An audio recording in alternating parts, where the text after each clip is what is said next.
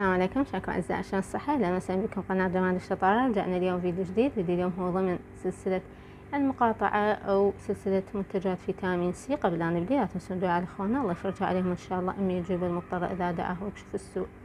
الله يفرجها على غزة، الله يفرجها على السودان، على كل مظلوم إن شاء الله. دعواتنا إلهم. اليوم غزة 643 للحرب.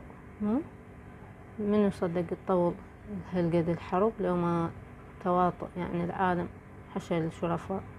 الله يفرجها عليهم إن شاء الله، الله أرحم الراحمين. دعواتنا إلهم. فيديو اليوم هو قلت لكم يعني من منتجات فيتامين سي. هو هذا الكريم أو أنا أسميه كريم، هو بالحقيقة طلع بعدين سيرم. هسه أقول لكم هو لايت أون سيرم بالسنتيلا وفيتامين سي. تمام. هو منتج كوري، مو مقاطعة شركة بيوتي أو جوسون. قلناها بالمنتجات الكورية. أنا بالبداية عبالي كريم فاستخدمته ورا ذاك السيرم فيتامين سي. قلت لكم أنا السيرامات مال فيتامين سي نستخدمها كريم، هم ما قايلين بس أنا استخدمته. بالبداية ما منتبه، عبالي أصلا هذا كريم، طلع بعدين سيرم. فمن خف آثار الحبوب قمت استخدمه لو هذا لو هذا. تمام. ومن شفتها خفت، هم شفت اكو كريم اللي بالنياسيناميد هم استخدمته الحمد لله والشكر، راحت آثار الحبوب يعني خلينا نقول 99%.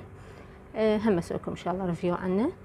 هو هسه السنتيلا معروفة، قلنا تفتيح آثار الحبوب. فيتامين سي هو يعني يعطي نضارة البشرة، يجدد البشرة لأن راح يسوي لنا تقشير خفيف.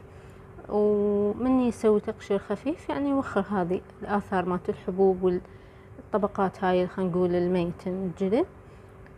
السعر مالته هو ب25,000 دينار عراقي. راح يخلص تقريبا، أنا قلت لمن على ما يخلص حتى اسوي ريفيو عنه. يعني هو ويا ذاك هم فيتامين سي الحمد لله وشكر، شفت نتيجة عليهن. بعد ما ناسيش ان شاء الله. خلينا نشوف الكرتونة هم شنو التعليمات يعني القايلينها، انه عادي يوضع على البشرة، وعلى اساس كاتبين تونر وبعدين تخلونه. اوكي. انا حتى بدون تونر يعني استخدمه.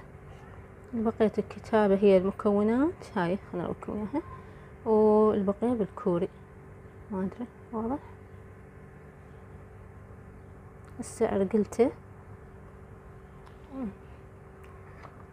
يعني زين، اعطيه قد 8/10. اذا عندكم اي سؤال اكتبوا بالتعليقات. مع السلامة، الله وياكم.